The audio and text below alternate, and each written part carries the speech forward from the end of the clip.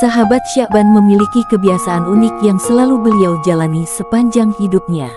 Kebiasaan itu adalah beliau selalu hadir di dalam masjid sebelum salat fardu berjamaah dimulai.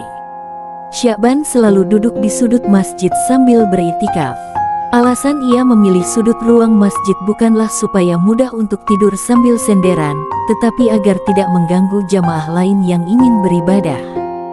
Suatu ketika, Sya'ban tidak ada di posisi tempat ia biasa beriktikaf.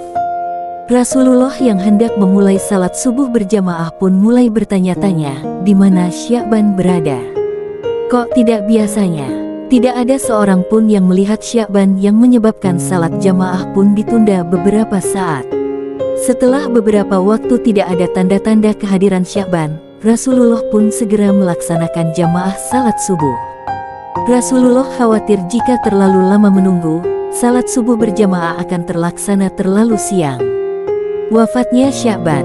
Selesai melaksanakan jamaah, Rasulullah pun bertanya kepada para sahabat yang hadir dalam jamaah salat subuh itu.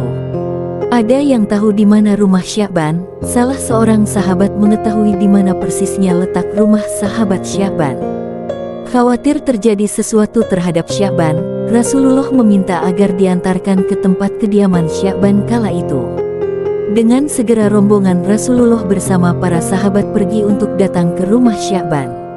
Perjalanan ditempuh amat panjang, hingga jarak antara masjid menuju lokasi kira-kira ditempuh mulai setelah salat subuh sampai waktu afdal untuk melaksanakan salat duha. Sesampainya di depan rumah, Rasulullah pun mengucap salam sambil mengetuk pintu. Kemudian, keluarlah seorang wanita sambil membalas salam serta membukakan pintu. Rasulullah bertanya, "Benarkah ini rumah Sya'ban?" Wanita itu menjawab, "Iya, saya istrinya." Rasulullah kembali bertanya, "Bisakah kami bertemu dengan Sya'ban? Tadi pagi beliau tidak hadir waktu jamaah salat subuh bersama kami." Wanita itu menjawab sambil menitikkan air mata di pipinya, "Mohon maaf ya Rasulullah. Beliau sudah meninggal pagi tadi, tepat sebelum azan subuh. Innalillahi wa inna ilaihi rajiun." Beberapa saat kemudian, wanita itu bertanya kepada Rasulullah, "Ya Rasulullah, ada sesuatu yang ingin saya tanyakan kepada engkau." Rasulullah pun menjawab, "Silakan, apa yang hendak ingin kau tanyakan?" Wanita itu berkata, "Tadi sebelum ia meninggal, ia berteriak 3 kali dengan kalimat yang berbeda." Rasulullah pun kembali bertanya, "Apa saja kalimat yang diucapkannya?" Dalam masing-masing teriakan ia berkata, "Aduh, mengapa tidak lebih jauh?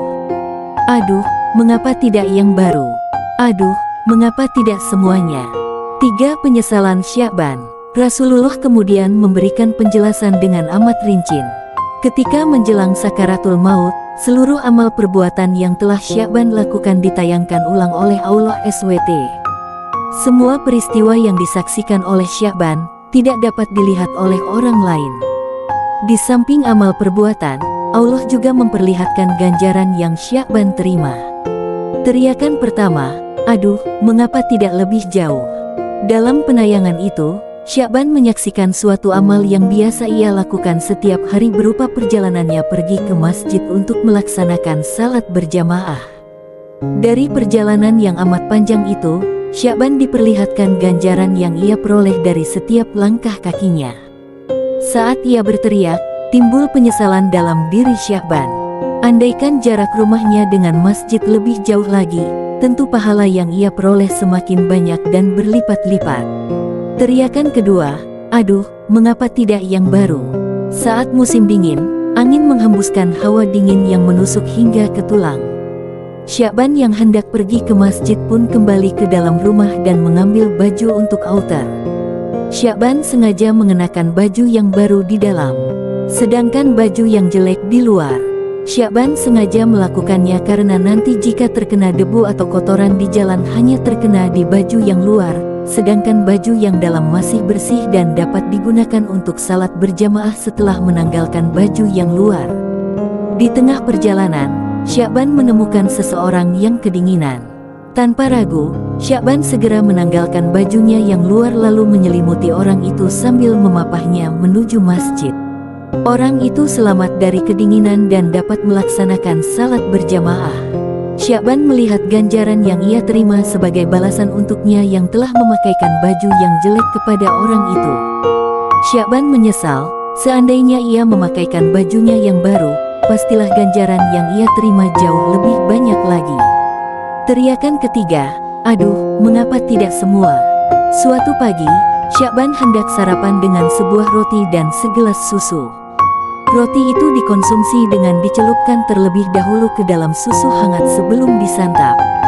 Sebelum memulai sarapan, datanglah pengemis di depan pintu rumah Syakban sambil meminta makan. Pengemis itu mengaku sudah 3 hari tidak makan sama sekali. Syakban pun merasa iba. Ia pun membagi rotinya menjadi 2 bagian sama besar dan juga membagi susu ke dalam 2 gelas yang sama banyak. Syakban pun diperlihatkan ganjaran yang ia terima dari memberikan sebagian roti dan separuh susu yang hendak ia makan untuk sarapan. Andaikan ia memberikan semuanya, tentu pahalanya jauh lebih besar lagi.